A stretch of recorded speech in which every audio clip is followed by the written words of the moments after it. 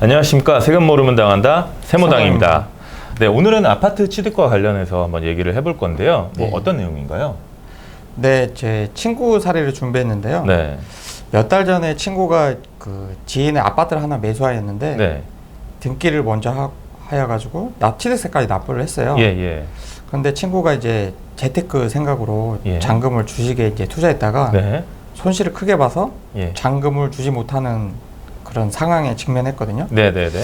그래서 결국 이제 아파트 매매도 취소되고 등기도 취소하게 되었습니다. 근데 보통은 이제 잔금을 치면서 등기를 하는데 뭐 친구분 케이스는 잔금 치르기 전에 네, 등기를 먼저 하신 거네요. 그렇습니다. 네. 그 매매와 이제 등기가 이제 취소가 되면 이제 관련 세금도 이제 취소가 될 것 같은데 어떻게 됐나요?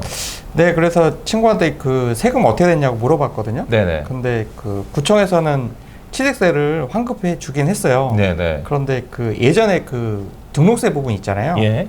그 부분은 환급하지 못했다고 하더라고요. 아, 지금은 이제 통합된 그 취득세랑 등록세 요거 말씀하시는 거죠? 네. 근데 제가 알기로는 뭐 최근에 등록세랑 취득세랑 통합된 걸로 알고 있는데 네. 좀 이상하긴 하네요. 2010년까지는 네. 취득세와 등록세가 별도 세목이 있어가지고 구청의 주장이 맞았어요. 네. 그런데 말씀대로 이제 2011년부터는 네. 취득세와 등록세가 하나의 세목으로 통합되어가지고 통합됐죠. 예, 네. 예. 취득 거래가 취소되면 네. 등록세에 해당하는 부분을 환급해 주느냐 예. 아니면 환급해 주지 않느냐 네. 이런 거에 대해서 말들이 많았고 예. 과세관청에서도 좀 혼동이 있었어요. 아, 예, 예. 그러다가 최근에 이런 이제 제 친구랑 비슷한 사례에 대한 예규가 나오면서 네, 네. 예전 등록세에 해당하는 부분은 납세 의무가 없는 것으로 없다. 예, 예. 정리가 좀 되는 상황이에요. 그렇죠. 예. 네. 그래서 다시 말씀드리면 네. 2011년 세법 개정으로 취득세와 등록세가 통합되었으므로 네. 등록세라는 것은 존재조차 하지 않는 것이고 그렇죠.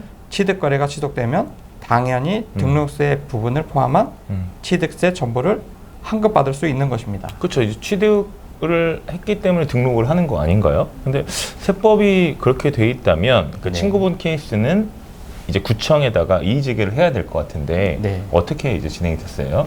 그래서 친구한테 이제 앞서 말씀드린 내용을 얘기해 줬더니 네. 다시 구청에 이제 가봐야 되겠다고 하면서 이제 관련 규정을 보내달라고 하더라고요. 네네네. 그래서 그 친구한테 보내준 얘기는 화면과 같거든요. 그거 네네네. 좀 참고하시면 될 것 같습니다. 네, 참고 부탁드리겠습니다. 네, 그러면 취득세 말고 뭐 다른 뭐 양도소득세나 다른 세금들의 이슈가 있을 텐데 네. 그런 다른 문제는 또 없었나요? 네, 그 양도소득세와 네. 그 재산세에 대해서도 친구한테 얘기를 해줬거든요. 아, 재산세도요? 네네. 네. 그래서 양도소득세는 세무서에 이제 취득거래 취소 사유로 네. 정정 청구를 진행하면 되고, 예. 그리고 이제 친구가 부담한 재산세가 있었거든요. 네네네. 그것은 이제 매도자한테 환급받으면 된다고 얘기해 주었습니다. 아, 그럼 요약해서 한번 설명을 해주시니까 좀 이해가 되긴 하는데요. 그러니까 취득거래 자체가 이제 취소가 되니 네. 취득세와 그 양도소득세는 납세 의무가 원래 없었던 거고요. 네. 그렇죠? 네. 재산세는 그러니까 기존의 소유자가 냈어야 될 금액을 네. 그 매수자가 뭐 이미 냈던 거에 대해서 환급받으면 된다. 그 매수자한테 받으면 된다. 네. 이렇게 말씀을 해주신 거죠. 네, 맞습니다. 이 점을 좀 명심하시고 그러니까 세무상에 이 불이익이 없도록 잘 저희 구독자님을 잘 확인하셨으면 좋겠습니다. 네, 맞습니다. 네, 오늘 여기까지고요. 영상이 도움이 되셨으면 좋아요, 구독 좀 부탁드리겠습니다. 저희 영상 제작에 큰 도움이 됩니다. 네, 이상 세금 모르면 당한다 세모당이었습니다. 감사합니다.